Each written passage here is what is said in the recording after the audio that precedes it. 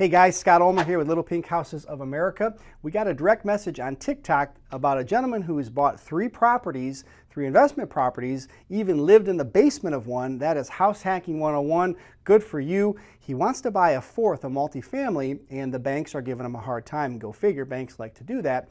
They'll still lend to him, but he's got to come up with 25% of which he doesn't have, doesn't want to do. His question is, how does he find the money? And I've got a very good creative solution I want to kind of break down here. So let me just read you the direct message. So hello, my name is so-and-so from Chicago. I started almost 2 years ago buying my first building. I lived in the basement and rented the 1st and 2nd floor. That allowed me to save and buy a single family house with an in-law apartment or mother-in-law suite that gives me 2 rents, pays the mortgage, and gives me an extra $1,000 a month. Man, high five. You are house hacking. You are doing it right. You're sacrificing your early days. You're doing what many people or most people won't do. So someday you'll be able to do what most people can't do. Good for you. Just as good as it gets. So I'll be closing on a 3rd house next Friday. It won't pay for itself, and I do need to finish the basement, but he's been able to maintain and really make money even though he already has purchased 3 properties. Interested in buying a multi-unit property, but I need help. And he says how to get the money specifically. So finding out that most lenders that don't want to work with you or want to work, they're going to require 25% down, which I don't have. Big question is it possible for me to buy a 4th property without putting down that much money? And so the answer is yes. Now, maybe not without putting down that much money, unless you were going to go entirely a different direction and not use institutional lending, meaning a bank. If you're going to go with a private lender or a partner, that's a totally different story, but I don't think that's what you want to do. You've created a great path for yourself, already owning 3 properties and wanting to purchase a 4th. Again, good for you, but here is my best advice. My best advice, I'm actually going to break this down on the whiteboard here in just a second, but you can look at FHA where they would require a lot less money down. You have to be primary, it has to be your homestead. They're going to require down payment still. It wouldn't be 25%, I wouldn't assume. You may be disqualified because you own a lot of properties already, but if it's your primary, it's usually a little bit different and certainly could be an option, but that wouldn't be my option, by the way, because I like to put no money in deals. I like to be creative.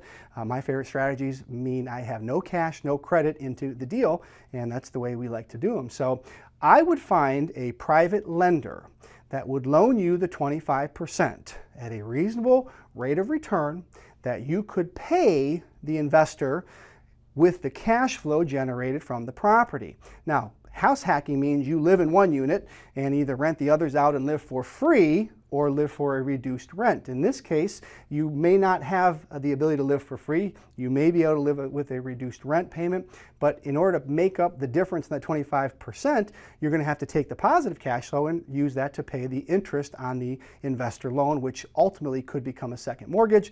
Some lenders, in fact, most lenders don't want a second mortgage on the property. So many loans have a covenant that says you can't put a second mortgage on the property. So you could make that investor a part owner of the property. So as far as security, investors want to know, how am I secured? Number 1, and how am I going to get paid back? Number 2, what they really want to know is how am I going to get screwed and how am I going to lose money and how do I avoid those things? So when you can share with them proactively how to accomplish those things so they're not worries on their mind, it can really do a lot for you, especially if you come out and say to the investor, here's how you're secured. So if you can't put a second mortgage on the property, you could buy the property into an LLC, and you could give the investor essentially 25% equity in the LLC. We have a couple covenants that we'll put into our agreements that if you die and can't be found, that the investor would have some ways that he wouldn't have to go through a formal foreclosure or some process where he's got to find you, but that's really a secondary to this video. You could put the investor as a member of the LLC as a part of security. If you could not put a second mortgage, you take the cash flow from the properties, you use that to just pay simple interest to the investor. If you're paying a good rate of return, the investor shouldn't want equity into the building, and that's really not what you're proposing. You're not going to go to an investor and say, hey, do you want to partner with me on this building? Because now you're going to have to give the investor ownership, and equity is a better way to say it. Giving them ownership on the LLC, that's just security. That doesn't mean that they are going to be a long-term partner. That's just making sure that they have some form of a security position if you default on the loan. That's very standard. If you approach it the right way, it doesn't have to be a partnership. It's just a simple loan.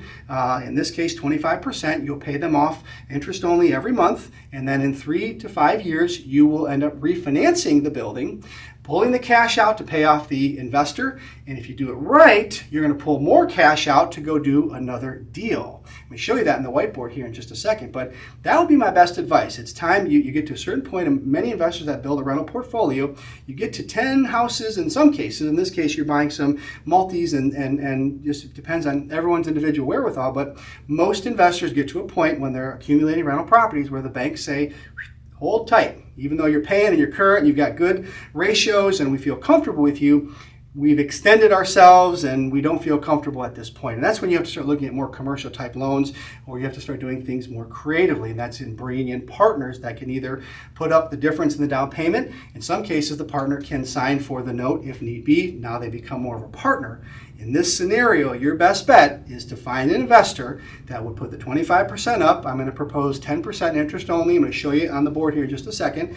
You get a 3 or 4 or 5 year term. You'll make monthly payments to them every month, at which point within that 3 to 5 years, you will go to your lender and refinance, pay off the investor and the 25%, and ideally the building now is worth more. You can borrow more of the equity and use that money to go house hack another, to go put a down payment on another multi-unit property. I'm going to show you that here on the whiteboard in just a second. That's my best advice, and it's a way to not have a partner.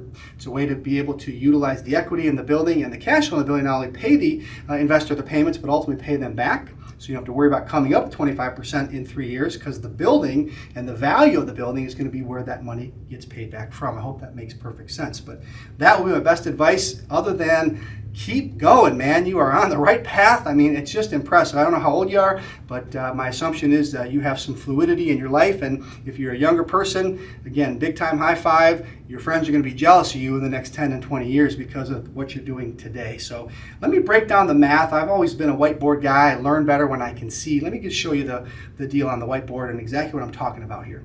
All right, so let me break this down here on the whiteboard. I've taken a $500,000 valuation. Where you live, obviously, that's going to fluctuate, but we can do some easy math here. So I'm going to go through the numbers, but keep in mind these are going to be more of a hypothetical or more kind of a generalization. So if you're buying a $500,000 place, and the bank is requiring you to put 25% down, which is the case here, that's going to be $125,000. So you qualify in this case for $375,000, but you're needing to put up $125,000. Don't have it, don't want to use it. We believe in OPM, other people's money. Again, I said I like using other people's money for deals and having none of my own into the deal itself. So if you agree to pay that investor 10% on their money.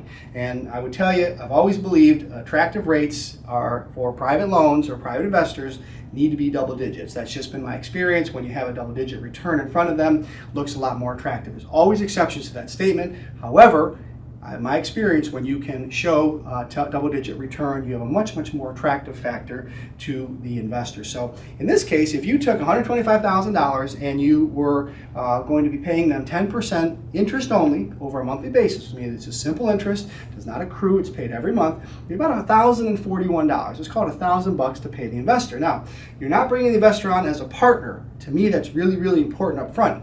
You bring them on as a partner, they put the 25% up. Now they own half of the building with you, and ultimately, if you want to buy them out, you have to buy them out half value. If you frame it to where you just are looking to borrow $125,000 for, let's just say, 5 years, you could maybe do it in shorter, closer to 3 years. You do need a little bit of time to be able to pay that money back. If you're willing to pay them a 10% rate of return, simple interest, monthly payments, it's going to be about $1,041 a month. Here's really the breakdown, or where the magic in this potential scenario lies. In this case, it's a 4-unit building, and if our rule of thumb here is we want to cash flow a minimum of $300 for every door that we have. There's doors where we make more than that, and there are some where we make less. It has to be worth your while in the end, so we really strive for a kind of a baseline or base level metric of $300 per month cash flow per door. So if you're going to house hack, which is where you live in a unit and rent out the others, you can plan on $300 a month cash flow for an approximate total of about $900. That would be a positive cash flow. Now, that means that the mortgage is paid before the $300 cash flow is recognized. So cash flow means anything that's above what you paid for your mortgage and any of your other expenses like insurance, taxes, if there's utilities that you're responsible for. Hope not. I don't want to ever be responsible for our tenants' utilities, but some cases when you have multis, there is a shared utility factor, and you have to factor that in. But in this case, again, again, generalization, if you're getting an extra $900 in positive cash flow and you house hack, which means you live in the fourth unit, you may have to pay rent, right? House hacking is you can live for free or have a reduced rent. You may have to pay rent because you have to not only pay the underlying mortgage on 375, but you have to pay the investor that 10% rate of return, that extra $1,000 per month. And if it comes up short with the tenant cash flow, you may have to pay it. But guess what? So what?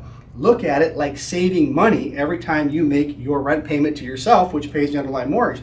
If you have to choke up a couple hundred extra bucks because you've got a payment to an investor, so what? Choke up a couple hundred extra bucks. It's like saving money, putting money into the bank, because at some point you're going to get rid of that investor. So the plan is in 3 to 5 years. Now this $500,000 4 unit is worth $700,000. Let's say over the next 5 years, a very, very realistic scenario. You now go to the bank. They appraise it at $700,000. You want to borrow 90% at this point. So you're going to refinance. You're going to first repay your investor that 25% that he had lent you to buy the property. He or she is happy now. You've made payments for 3 to 5 years. They've made good money, good rate of return. You've returned their principal. They're going to want to do it again, by the way. So when you have a good track record and you give the investor the money back, first question is, would you like to do it again? Even if you don't have a property, plant the seed now and see what they say. If you had a good track record, I'm going to guarantee you they're going to say yes. But here's the beauty of using equity in real estate. You paid $500, and even if you paid retail, you borrowed 75% from the bank, and you borrowed the other 25% from an investor. She had no money in the deal. You may have to choke up some cash flow on a monthly basis to make it work for the investor.